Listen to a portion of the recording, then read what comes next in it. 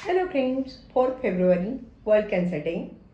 Theme है United and unique, और इसलिए मेरे को बहुत सारे लोग चाहिए। उसमें से आज मेरे साथ है लकीली डॉक्टर रुचा सेठ कापसे, फेमस रेडियोलॉजिस्ट। 12 साल से ज़्यादा उन लोगों ने गवर्नमेंट में जॉब किया हुआ है और उनकी मेन इंटरेस्ट है सोनो रेडियोलॉजी। उसके सिवा सीटी स्कैन एंड बाकी सब में उनको इंटरेस्ट है। तो मैं रुचा आपको एक सवाल पूछ रही हूँ।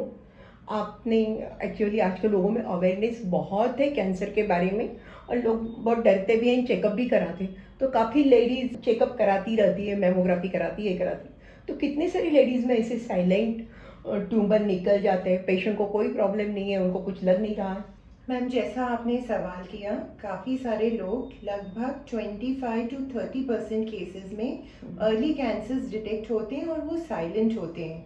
ये पेशेंट्स आए होते हैं अपना रूटीन चेकअप किसी और रीज़न से कराने, या फिर काफ़ी कॉन्शियस लोग होते हैं जो सालाना तौर पे अपना एक बार डिटेल चेकअप करवा रहे होते हैं, उसमें डिटेक्ट होते हैं। लगभग 25 to 30% साइलेंट केसेस में महिलाओं में कॉमन होते हैं breast cancers and cervical cancers, जो कि बच्चेदानी का मुंह होता है, सर्विक्स, उसका कैंसर होता है।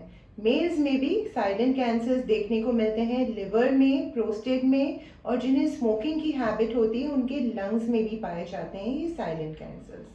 अगर रुचा आपको ऐसे साइलेंट कैंसर दिख रहा है, ट्यूमर का साइज बहुत छोटा है और आपको लग रहा है कहीं पे स्प्रेड भी नहीं हुआ है, पर आपको लग रहा है कि शायद कैंसर हो सकता है, तो आप क्या करोगे? जब ऐसे ट्यूमर्स डिटेक्ट होते हैं तब नेक्स्ट स्टेप इज़ ये जानना कि किस चीज़ का ट्यूमर है।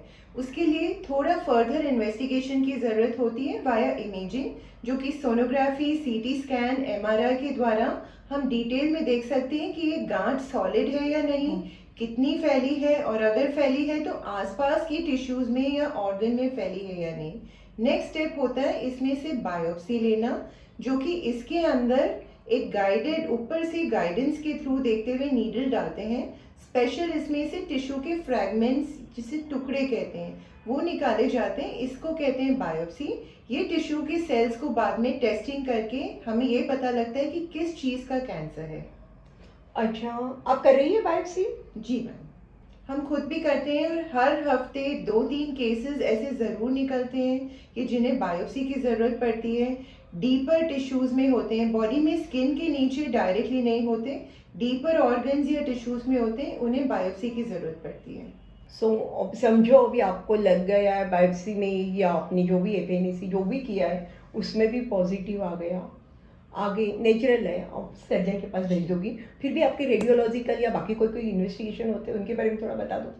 मैम, जब किसी भी ऑर्गन में या टिश्यू में हमें कैंसर दिखता है, गांठ के फॉर्मेट में होता है या थोड़ा फैला हुआ होता है, उसकी बायोप्सी, फर्स्ट स्टेप यही होता है कि उसकी बायोप्सी की जाए ताकि समझ में आए कि किस टाइप के सेल्स हैं। इसके बाद हमें ये देखना होता है नेक्स्ट कि कितना फैला हुआ है। सीटी स्कैन, एमआरआई उस चीज़ के लिए होते हैं कि हमें थोड़ी और डिटेल्स मिले। Once we have a diagnosis, हमें ये जान लेना भी बहुत ज़रूरी होता है कि बॉडी के और किसी ऑर्गन्स में स्प्रेड हुआ या नहीं, जिसे कहते हैं डिस्टेंट मेटास्टेसिस। बहुत सारी बार कैंसर ब्रेस्ट में होता है, लेकिन ब्रेन में स्प्रेड हो गया, लिवर में स्प्रेड हो गया, किसी बोन में चला गया। ये सब देखने के लिए चाहिए होता है पैट स्कैन। पेट स्कैन से समझ आता है डिस्टेंट स्प्रेड, और इसका डायरेक्ट प्रभाव पड़ता है पेशेंट की ट्रीटमेंट पे। अच्छा, तो एक्चुअली इसकी ट्रीटमेंट एक जन तो नहीं कर सकता, बहुत जनों की ज़रूरत पड़ती है। इसलिए मुझे मुझे लगता है ये इमेज जो बताई है आपने वो पेट स्कैन की है, right? Okay. So best thing is prevention. तो अभी प्रिवेंटिव रेडियोलॉजी का क्या रोल है इसमें? प्रिवेंटिव रेडियोलॉजी आजकल एक उभरती हुई ब्रांच है, जिसमें कि आप हर साल कॉन्शियस होके अपना खुद का चेकअप ज़रूर कराइए। बहुत सारी बार साइलेंट ट्यूमर्स, बॉडी में होने वाली एज रिलेटेड प्रॉब्लम्स, दूसरी इंजरीज, वायरल इन्फेक्शंस, इन्फेक्शन से होने वाला डैमेज, काफ़ी सारी चीज़ें हम अर्ली स्टेज पे पिक कर सकते हैं और इसका टाइम से इलाज हो सकता है।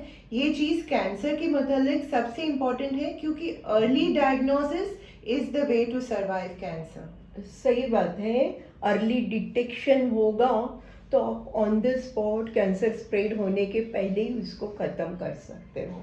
सो I think your radiology is playing a very good role in that. और अभी जो थीम है यूनाइटेड बाय यूनिक, उसमें रेडियोलॉजिस्ट का भी बहुत बड़ा रोल है.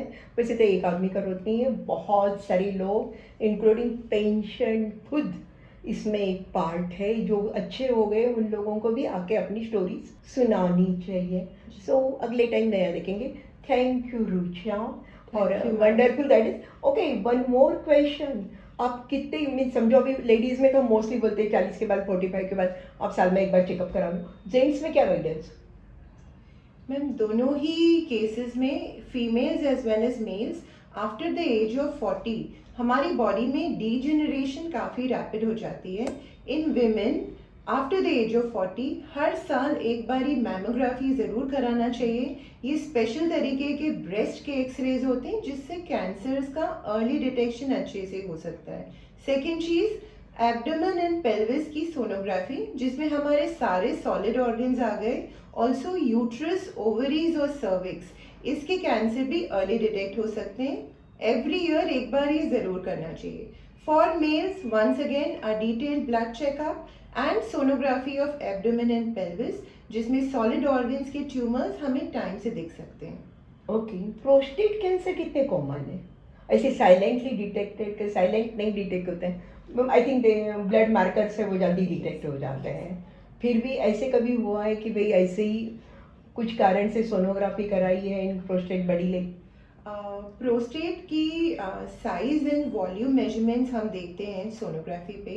एंड बहुत सारे cases almost once again 25 to 30% cases में प्रोस्टेट अबनॉर्मली बड़ी होती है.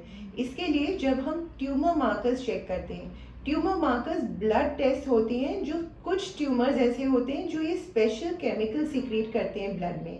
ये जब हमें ब्लड में डिटेक्ट होते हैं हमें कंफर्मेशन मिल जाती है कि यही कैंसर है. commonly found in prostate, ovary and liver tumor. Thank you Rucha. Thank you all.